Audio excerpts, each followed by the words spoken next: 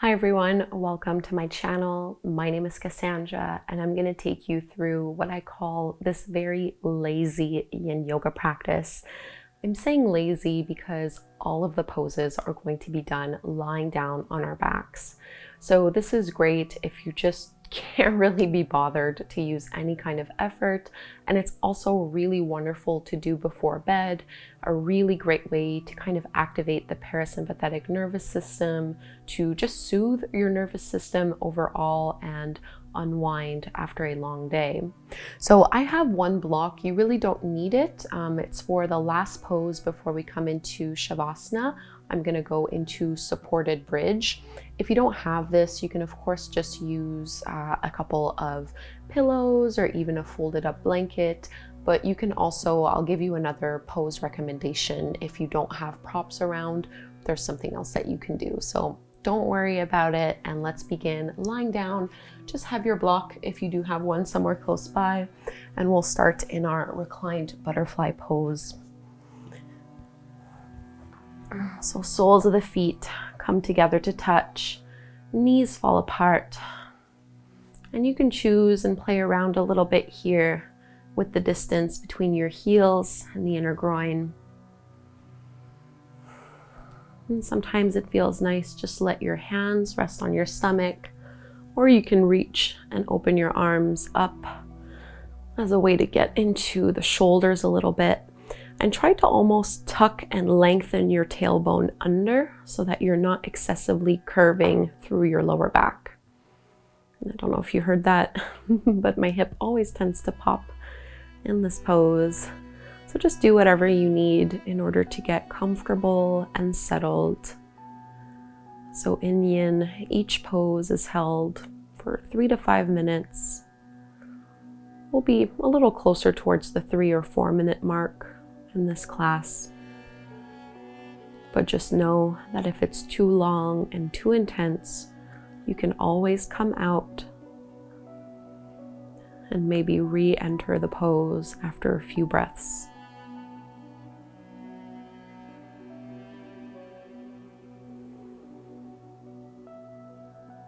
And I'm not really going to talk much, so try to use this as time with yourself to relax and to clear whatever you need to let go of.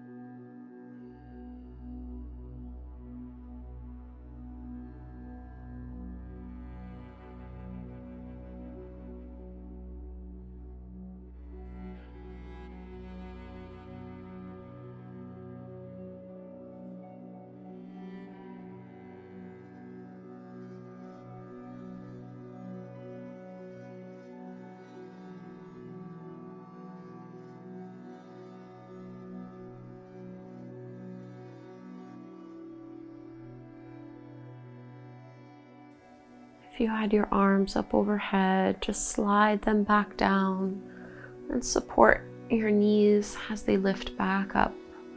And it might feel good just to widen your feet and let your knees fall in, so an internal rotation after that big external rotation.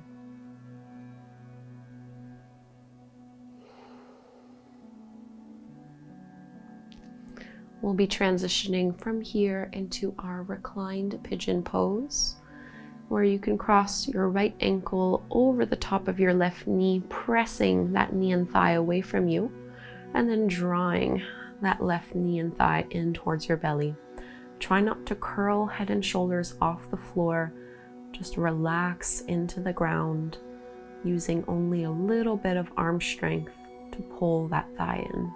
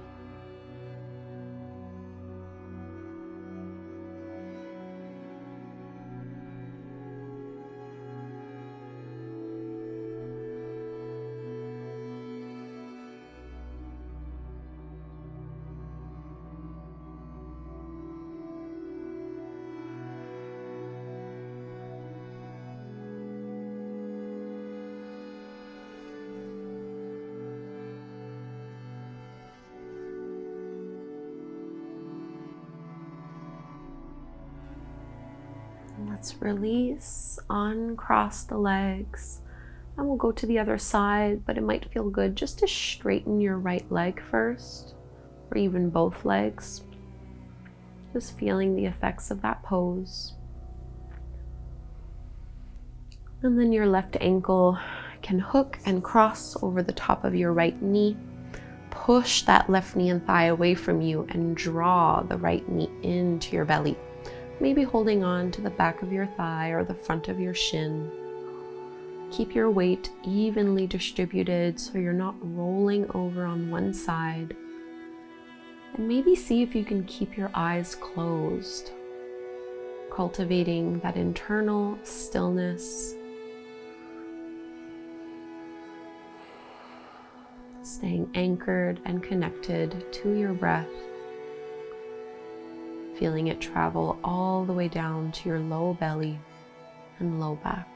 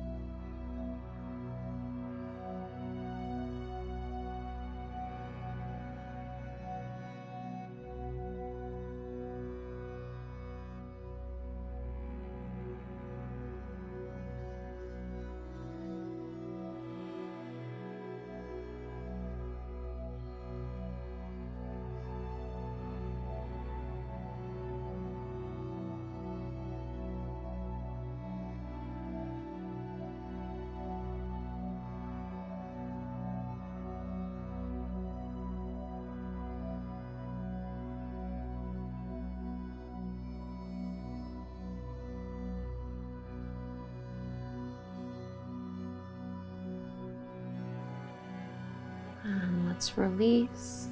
Just like before, extend that left leg out in front of you just to release that pose. And we're actually going to straighten both legs, coming into banana. So you can move your hips a little over to the right and bring your head and shoulders over to the left. Walk your heels to the left as well. You can hold on to your arms as you extend them up overhead and maybe wrap your right ankle over the left one. Try to press your right hip down so you're still facing up towards the ceiling, towards the sky. You're not rolling over onto your left hip. Just a really wonderful, nourishing, soothing pose. Try not to use any strength or muscular effort. Let yourself get really heavy on your mat.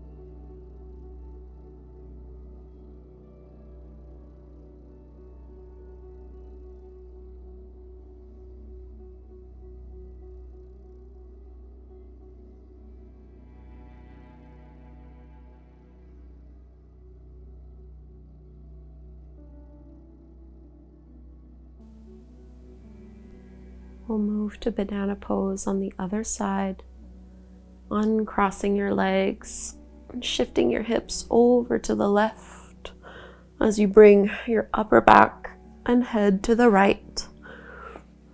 Walk your heels and ankles to the bottom right corner of your mat, maybe crossing your left ankle over top. And try to press your left hip down before softening into the pose.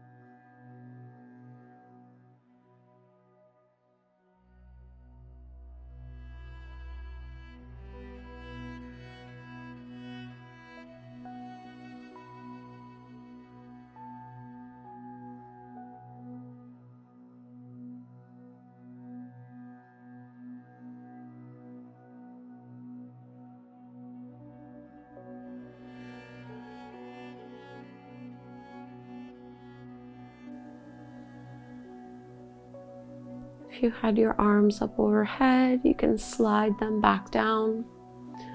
We'll come into our reclined shoelace pose. So you're wrapping your right thigh over your left one, trying to stack one knee over the other.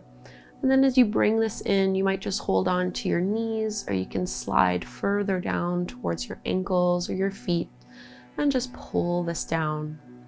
If this is not working for you, you're welcome to just take a laying spinal twist instead, or any other asymmetrical pose that you would like.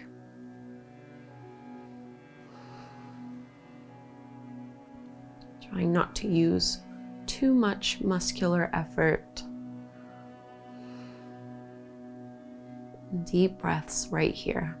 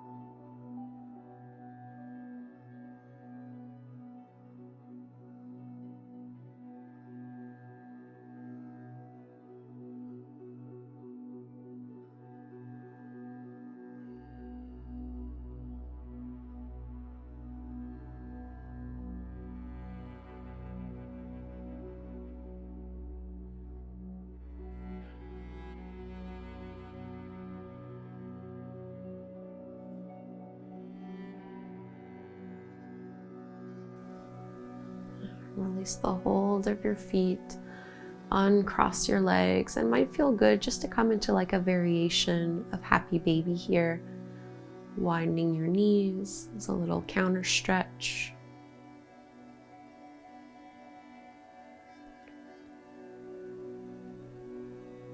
Making our way to the second side, this time wrapping left thigh over your right, or taking your reclined twist in the other direction, whatever pose you're working with here. And you're trying to move your heels away from one another while dragging the knees and pulling down on your thighs and on your legs. Relax your shoulders down and away from your ears.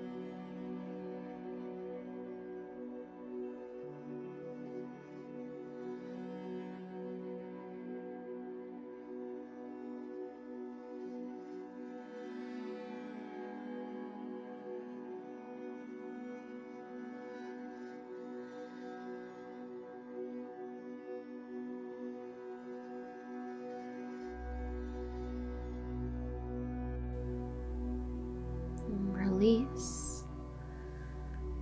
Any little movements and adjustments that feel good here.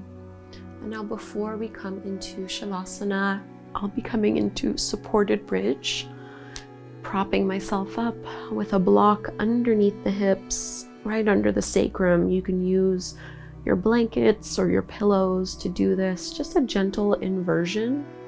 If you don't have any props, you're welcome to come into happy baby pose instead, or you could also just redo the reclined butterfly we did at the beginning of class, noticing if it feels different the second time around. Even just pulling your knees in towards your belly could feel really nice here. But I love to do gentle inversions before Shavasana, letting our hips be higher than our heart. And just surrender and soften here.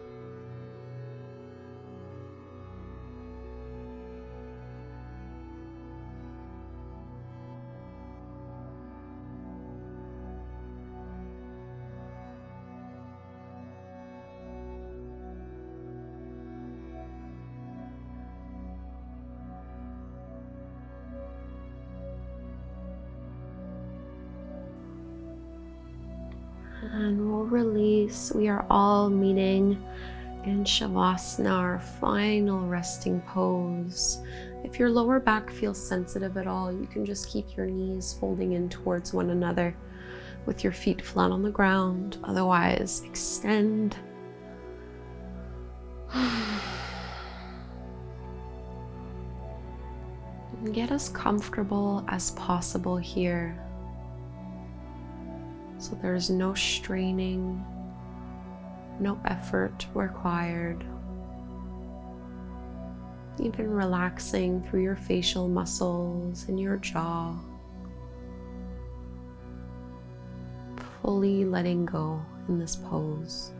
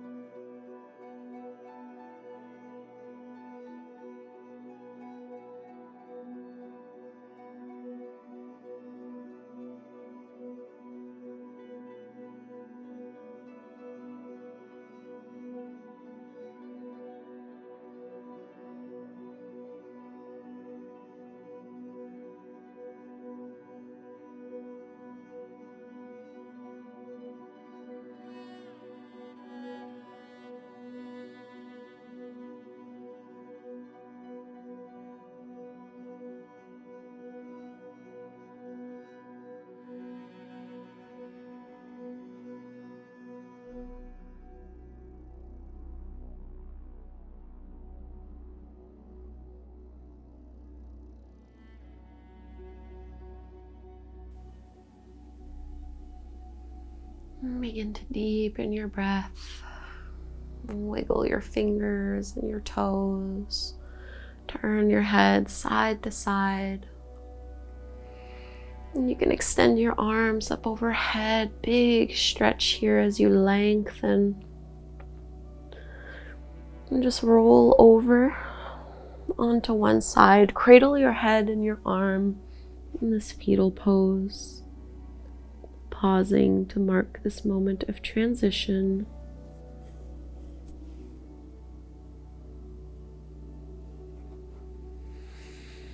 And we can push to lift our way up. Come to take a seat. And joining your hands at your heart. And we'll take 3 chants of Om. We'll inhale to begin. Deep breath in. Om.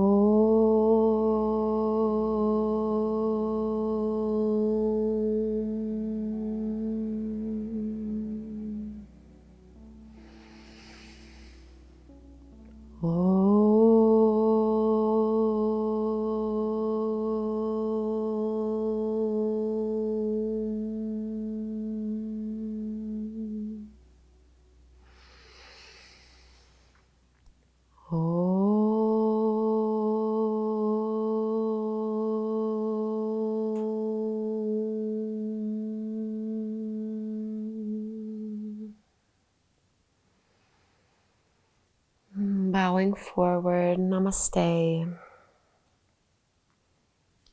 Thank you so much for doing this Yin Yoga practice with me. I hope that you feel really good and really rested as well. Before you head off, do leave me a comment down below to let me know how this went for you. And if you need a little bit more, I would recommend following this up with a 5-minute meditation. You can find one linked right here. Thank you. Please subscribe, and I'll practice again with you soon.